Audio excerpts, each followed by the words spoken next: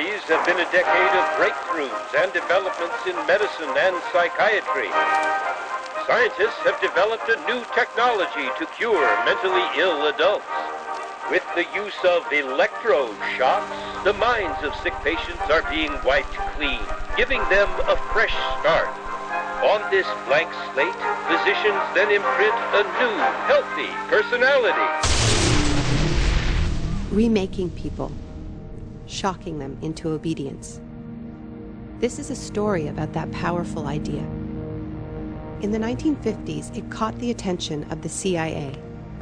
The agency funded a series of experiments. Out of them was produced a secret handbook on how to break down prisoners. The key was using shock to reduce adults to a childlike state.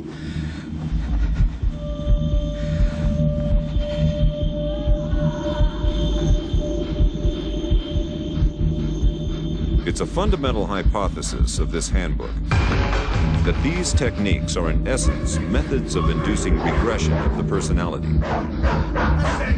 There is an interval, which may be extremely brief, of suspended animation, a kind of psychological shock or paralysis. Experienced interrogators recognize this effect when it appears and know that at this moment the source is far more open to suggestion, far likelier to comply than he was just before he experienced the shock.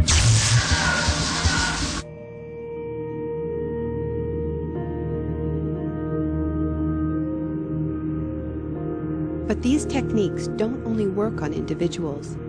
They can work on whole societies. A collective trauma, a war, a coup, a natural disaster, a terrorist attack puts us all into a state of shock. And in the aftermath, like the prisoner in the interrogation chamber, we too become childlike, more inclined to follow leaders who claim to protect us. One person who understood this phenomenon early on was the most famous economist of our era, Milton Friedman. Friedman believed in a radical vision of society in which profit and the market drive every aspect of life, from schools to healthcare, even the army. He called for abolishing all trade protections, deregulating all prices, and eviscerating government services. These ideas have always been tremendously unpopular, and understandably so.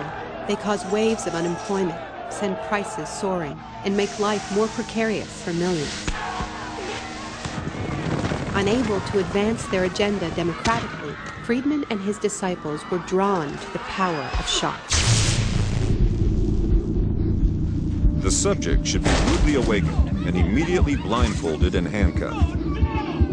When arrested at this time, most subjects experience intense feelings of shock, insecurity, and psychological stress.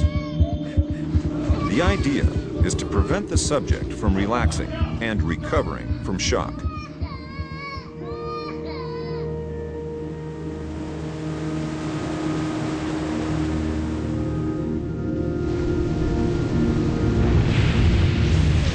Friedman understood that just as prisoners are softened up for interrogation by the shock of their capture, massive disasters could serve to soften us up for his radical free market crusade.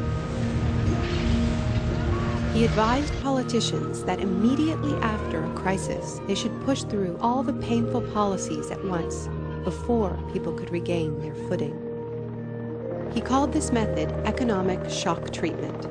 I call it the shock doctrine.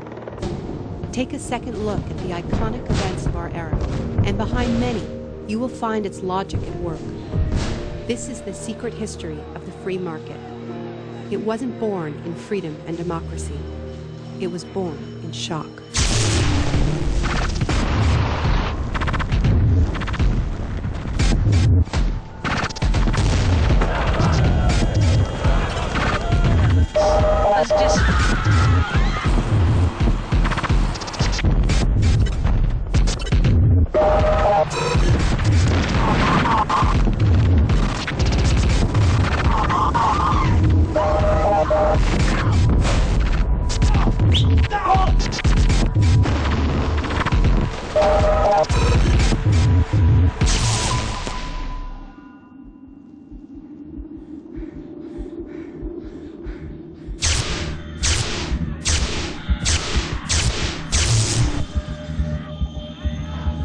Isolation, both physical and psychological, must be maintained from the moment of apprehension. The capacity for resistance is diminished by disorientation.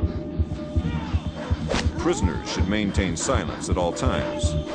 They should never be allowed to speak to each other. There's one other thing I've learned from my study of states of shock. Shock wears off. It is by definition a temporary state. And the best way to stay oriented, to resist shock, is to know what is happening to you and why.